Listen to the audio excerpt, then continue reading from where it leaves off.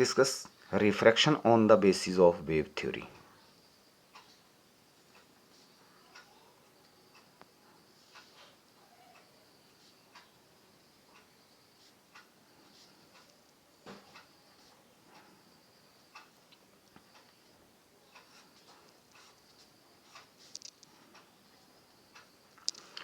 Suppose ये कोई interface है जो दो मीडिया को सेपरेट कर रहा है। इधर अब इसको भी अंडरस्टैंड करिएगा। जैसे मान लीजिए यहाँ एयर है या इसका रिफ्रैक्टिव इंडेक्स μ1 है और इसका रिफ्रैक्टिव इंडेक्स μ2 है। अब मान लीजिए एक लाइट रे इंसिडेंट कर रही है इस सरफेस के ऊपर, या पैरेलल बीम लाइट का इंसिडेंट कर रहा है इस सरफेस के ऊपर, एक पैरेलल बीम इंसिडेंट कर रहा है।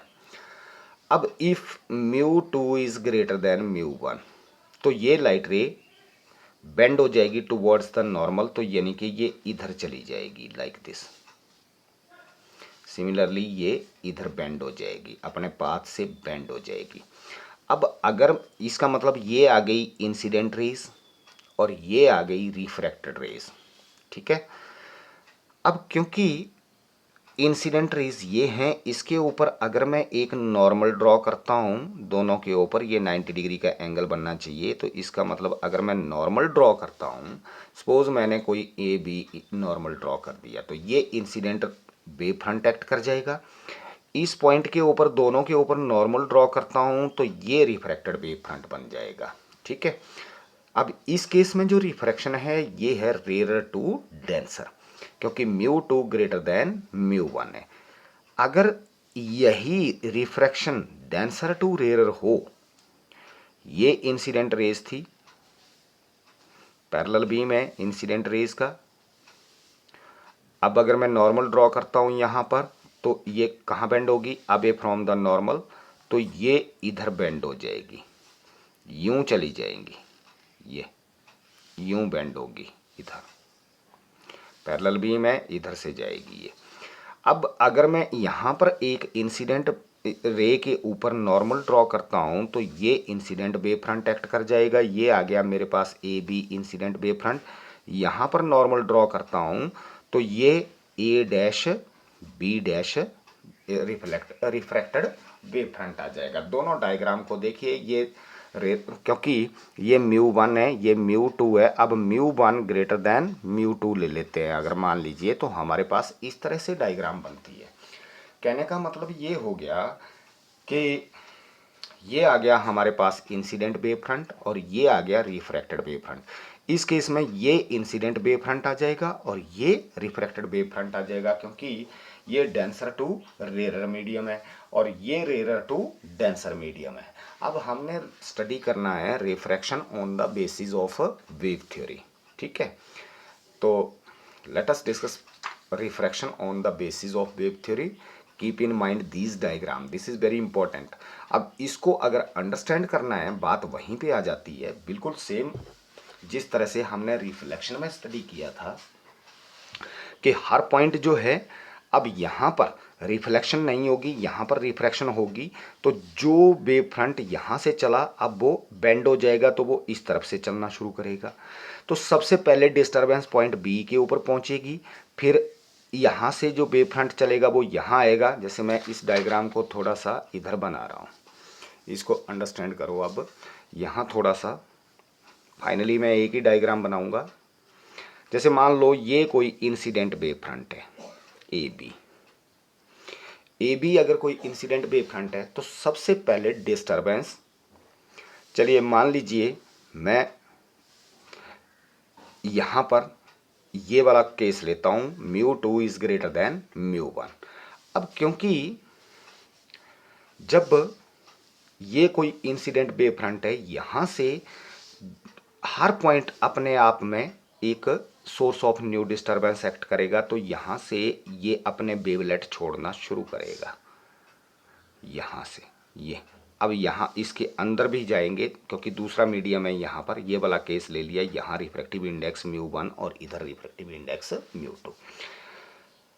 अब अगर रेयर टू डेंसर है तो ये इधर चलेगी, सॉरी डेंसर टू रेयर है तो ये यूं जाएगा वेव फ्रंट, इधर बैंड इधर होगा। और अगर denser to rare to denser है तो ये यूं होगा इस तरफ। चलिए मैं ये वाला केस ले लेता हूँ।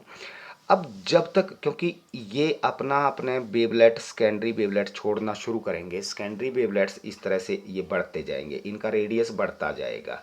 कहने का मतलब ये है सबसे पहले डिस्टरबेंस पॉइंट बी के ऊपर पहुंचेगी, फिर यहाँ से डिस्टरबेंस इस पॉइंट के ऊपर पहुंचेगी, फिर यहाँ से यहाँ, फिर यहाँ से यहाँ, फिर यहाँ से लास्ट में, सबसे लास्ट में इस पॉइंट से डिस्टरबेंस यहाँ पहुंचेगी। तो एक एक ही टाइम में ये चलना शुरू की यहाँ से डिस्टरबेंसेस। तो जब तक यहाँ से यहाँ डिस्टरबेंस पहुँचती है तब तक इसका रेडियस अब इसके अंदर इधर चलना शुरू हो जाएगा, तो इसका रेडियस ये हो जाता है, मान लीजिए ये ले लिया मैंने, ठीक है। और इसका रेडियस ये हो जाएगा, मान लीजिए इसका रेडियस ये हो गया, इसका ये हो गया। तो इसके ऊपर अगर मैं एक नॉर्मल ड्रॉ करता हूँ एक पर्टिकुलर टाइम के बाद, तो ये पॉइंट आ गया बी डैश और ये पॉइंट आ जाएगा ए डैश। कहने का मतलब जब तक डिस्टरबेंस यहाँ से यहाँ पहुँचेगी तब तक डिस्टरबेंस यहाँ से यहाँ पहुँच गई। लेकिन अब इस केस में मतलब जब तक डिस्टरबेंस यहाँ से यहाँ पहुँचती है तब तक डिस्टरबेंस यहाँ से यहाँ पहुँचती है, और यहाँ से डिस्टरबेंस पहले यहाँ पहुँचेगी फिर यहाँ पहुँचेगी, यहाँ से डिस्टरबेंस पहले यहाँ पहुँचेगी फिर यहाँ पहुँचेगी, आगे से आगे बढ़ता जाएगा इसका रेडियस। तो फाइनली सबसे लास्ट में जब तक डिस्टरबेंस यहाँ से यहाँ पहुँचेगी बी डैश के ऊपर, तब तक डिस्टरबेंस बी से ए डैश के ऊपर पहुँच जाएगी। तो अगर ए डैश बी डैश में ये टेंजेंट ड्रॉ करता हूँ इनके ऊपर, तो ये जो टेंजेंट है ये न्यू वेव फ्रंट का रोल प्ले करेगा। कहने का मतलब ये रिफ्रैक्टेड रेज हैं, एक तरह से ये रिफ्रैक्टेड रेज का रोल प्ले करेंगी। तो इनके ऊपर अगर मैं नॉर्मल ड्रॉ करता हूँ रेज के ऊपर, तो ये रिफ्रैक्टेड वेव फ्रंट एक्ट करेगा। यानी कि जो सेकेंडरी वेवलेट्स आ रहे हैं उनके ऊपर मैंने टेंजेंट ड्रॉ कर दिया तो ये एक्ट कर जाएगा रिफ्रैक्टेड वेव फ्रंट, ठीक है। अब लेकिन जब तक डिस्टरबेंस यहाँ से यहाँ पहुँची तब तक डिस्टरबेंस यहाँ से यहाँ पहुँच जाएगी। अगर ये डिस्टरबेंस यहाँ से यहाँ पहुँची लेकिन ये डिस्टेंसेस बराबर नहीं होंगी। लेकिन इस केस में क्या होगा, रिफ्लेक्शन के केस में, क्योंकि रिफ्लेक्शन के बाद स्पीड ऑफ लाइट चेंज नहीं होती, इसमें मीडियम डिफरेंट है तो स्पीड लाइट की चेंज हो जाएगी। अगर इसमें v1 स्पीड है तो इसमें v2 स्पीड हो गई। लेकिन यहाँ से जब तक डिस्टरबेंस यहाँ पहुँची तब तक यहाँ से यहाँ पहुँची है, तो इसका मतलब ये टाइम सेम हो जाएगा। ये टाइम जो है वो सेम लगा, इसमें डिस्टेंस तो सेम नहीं रहेगी, टाइम सेम रहेगा, ठीक है। तो इसका मतलब अगर यहाँ वेलोसिटी v1 है लाइट की, तो वेलोसिटी होती है डिस्टेंस अपॉन टाइम।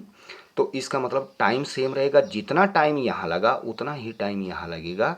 तो वेलोसिटी होती है डिस्टेंस अपॉन टाइम, तो टाइम हो जाएगा डिस्टेंस अपॉन वेलोसिटी। तो इस केस में क्या बन जाएगा, डिस्टेंस ट्रेवल करी इसने A B dash upon v1 must be equal to A dash B upon v2। तो इस केस में केवल टाइम सेम रहेगा, इसमें डिस्टेंसेस सेम नहीं रहेगी, क्योंकि मीडियम डिफरेंट है। मीडियम डिफरेंट होने की वजह से क्या होगा कि इसमें वेलोसिटी लाइट की चेंज हो जाएगी। तो अगर डेंसर मीडियम है तो वो कम डिस्टेंस ट्रेवल करेगी, रेयर मीडियम है तो ज़्यादा डिस्टेंस ट्रेवल करेगी। चलिए अब ये कॉन्सेप्ट को ध्यान में रखना है actually. Now let us discuss refraction on the basis of wave theory.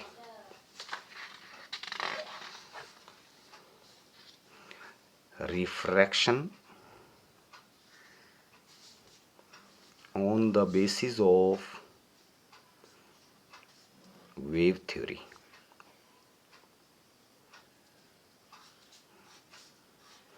Suppose ये कोई रिफ्रैक्टिंग सरफेस है, एक्स बाई कोई रिफ्रैक्टिंग सरफेस है, यहाँ पर एक प्लेन वेव फ्रंट इंसिडेंट करता है।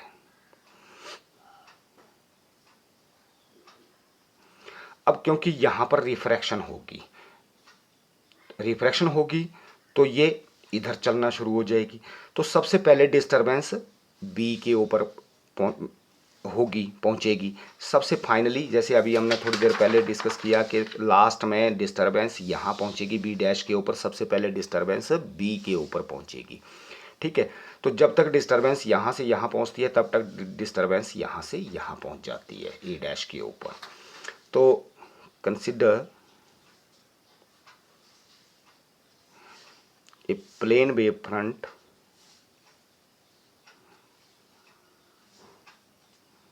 A B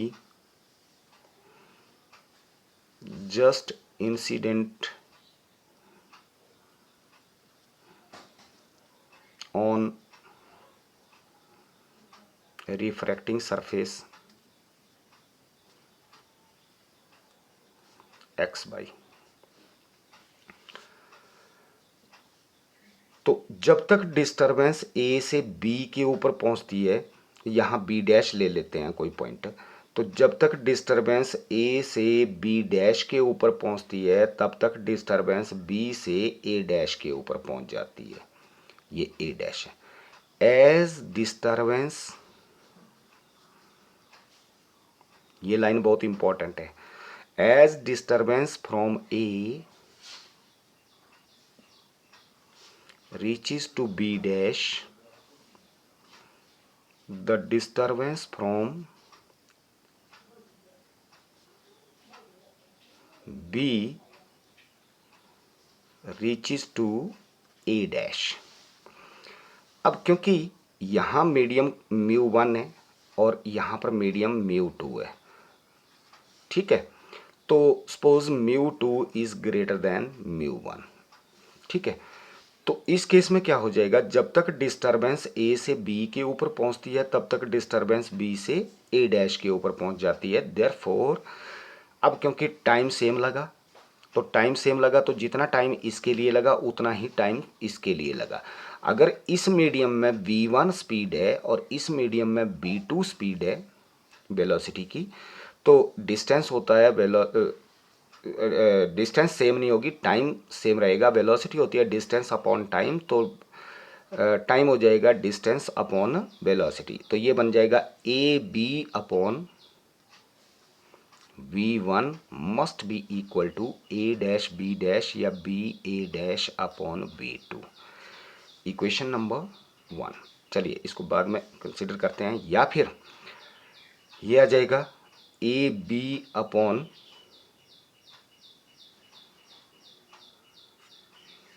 A dash B is equal to v1 upon v2, v1 upon v2।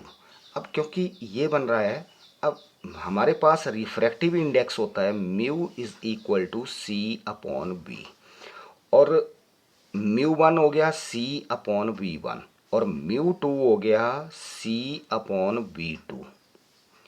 ध्यान देना यहाँ पर μ1 हो गया c अपॉन v1 और μ2 हो गया c upon v2, absolute refractive index, ठीक है।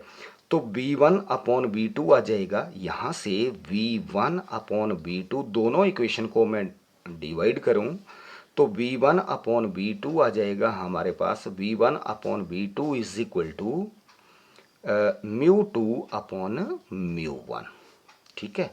This can be written as μ2 upon μ1 और μ21 refractive index of second medium with respect to first medium, ठीक है, μ2 अपॉन μ1।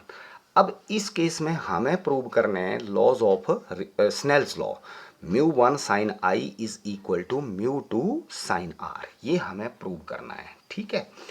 अब इसको हम मान लेते हैं equation number 1। Suppose this is our equation number 1, यानी A B upon A dash B is equal to μ2 upon μ1, ये आ गया हमारे पास रिलेशन। अब क्योंकि ये वेव फ्रंट है इंसिडेंट वेव फ्रंट, अगर ये इंसिडेंट वेव फ्रंट है इसके ऊपर मैं नॉर्मल ड्रॉ करता हूँ तो ये इंसिडेंट रे थी, थोड़ी देर पहले हमने डिस्कस किया इसमें, ये वेव फ्रंट था, इसके ऊपर ये नॉर्मल था, तो ये इंसिडेंट रे थी, ठीक है। तो ये एक्ट कर जाएगी इंसिडेंट रे, इसको पॉइंट दे देता हूँ एल, और ये एक्ट कर गई हमारे पास, इसके ऊपर नॉर्मल यहाँ भी ड्रॉ कर दीजिए, इसको एम पॉइंट ले लेता हूँ, तो ये इंसिडेंट रेज एक्ट कर गई। और क्योंकि ए डैश बी डैश जो है वो एक्ट कर गया हमारे पास refracted wave front. Therefore A dash B dash act as refracted wave front. ये रिफ्रैक्टेड वेव फ्रंट एक्ट कर रहा है, ए डैश बी डैश जो है वो रिफ्रैक्टेड वेव फ्रंट एक्ट कर रहा है। अब इसके ऊपर अगर मैं नॉर्मल ड्रॉ करता हूँ इधर, तो ये रिफ्रैक्टेड रेज हो जाएंगी। इसके ऊपर यहाँ भी नॉर्मल ड्रॉ कर दिया, तो इसको बोल देता हूँ एल डैश एंड ये आ गया एम डैश। नाउ क्लियरली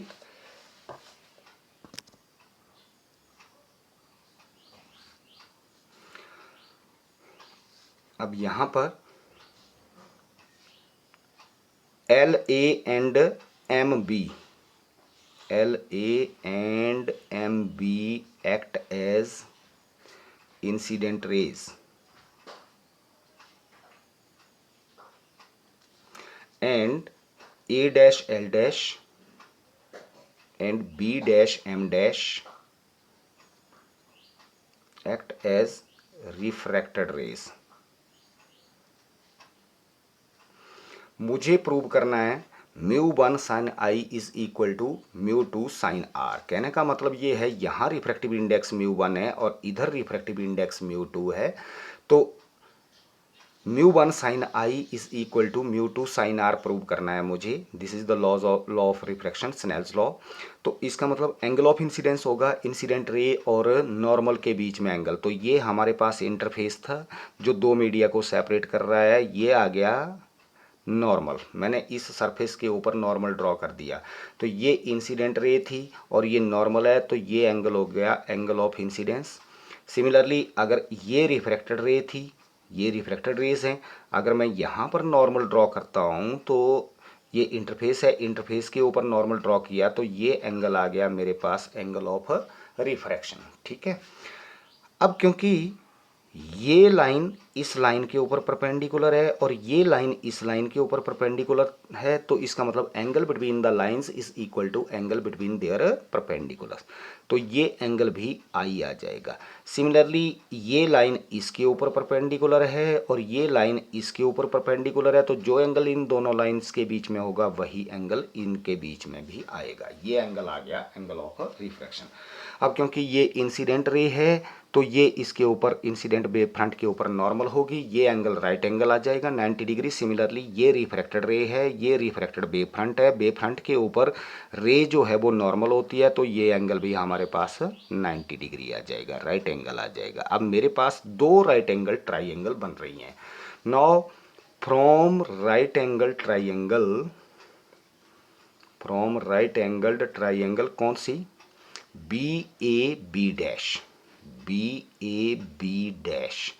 अब यहाँ से मैं साइन आई की वैल्यू अगर कैलकुलेट करूँ तो साइन आई आ जाएगा मेरे पास, ये एंगल है और ये नॉर्मल एक्ट कर जाएगा, तो ये परपेंडिकुलर आ जाएगा और ये हाइपोटेन्यूज आ जाएगा। तो साइन आई की वैल्यू होगी A B dash upon B B dash, B B dash hypotenuse act कर जाएगा, तो ये आ जाएगा A B dash upon B B dash.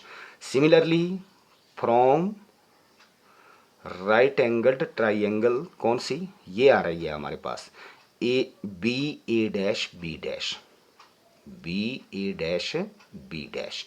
यहाँ से हमारे पास ये एंगल आर बन रहा है, तो साइन आर की वैल्यू आ जाएगी, sine are is equal to, ये एंगल आर है और ये 90 डिग्री का एंगल है, तो इसका मतलब ये बेस एक्ट कर जाएगा और ये नॉर्मल एक्ट कर जाएगा और ये हाइपोटेन्यूज एक्ट कर जाएगा।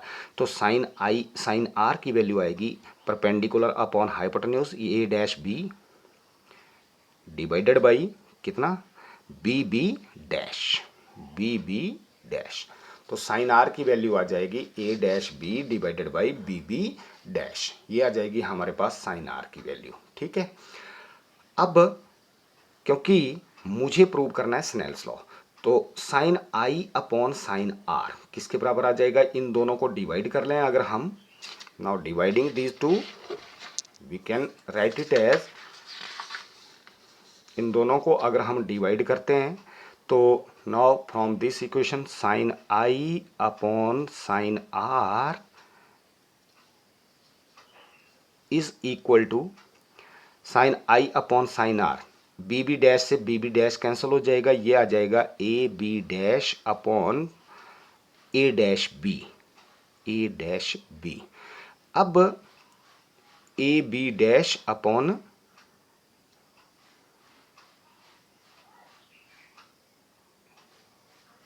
Sign I upon sine R, A B dash upon A dash B. Now from equation number 1, अगर हम इक्वेशन नंबर 1 को देखते हैं, यहाँ पर ये थी हमारे पास इक्वेशन नंबर 1, तो सॉरी ये डिस्टेंस थी ए बी डैश थी, ये डिस्टेंस ली जाएगी, ए बी डैश था ये, ना कि A B, sorry A B dash upon B one, तो ए बी डैश था ये, ठीक है। A B dash upon A dash B, A B dash upon A dash B is equal to mu two upon mu one, which is equal to mu two upon mu one using one. Sine I upon sine are की value ये आ गई, या फिर यूं कर लो इसको, अभी इसको बाद में रखो, इक्वेशन नंबर 2 मान लो। अब क्योंकि ये भी, अगर मैं इक्वेशन नंबर 1 को देखता हूं, इक्वेशन नंबर 1 में A dash B dash upon A dash B की वैल्यू आई थी mu two upon mu one, और इसमें A dash B dash upon A dash B की वैल्यू आई sine I upon sine R. Now from 1 and 2, इसको बाद में सब्स्टिट्यूट करो, अभी रहने दो। फ्रॉम 1 एंड 2 क्या बन जाएगा, ये भी A dash upon A dash B, A B dash upon A dash B की वैल्यू है, और ये भी A B dash upon A dash B की वैल्यू है। तो ए डैश अब बी अपॉन यहाँ से आई 1 से mu two upon mu one, और यहाँ से आई साइन आई अपॉन साइन आर, तो ये बन जाएगा हमारे पास sine I upon sine are is equal to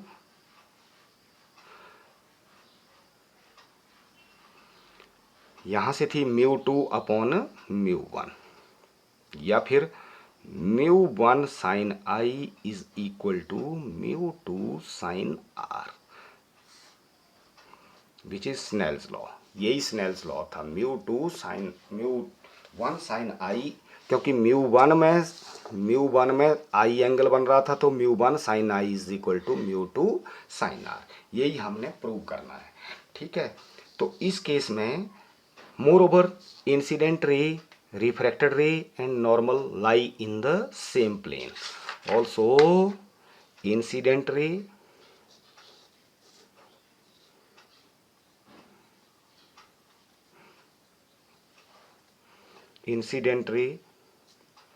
refracted ray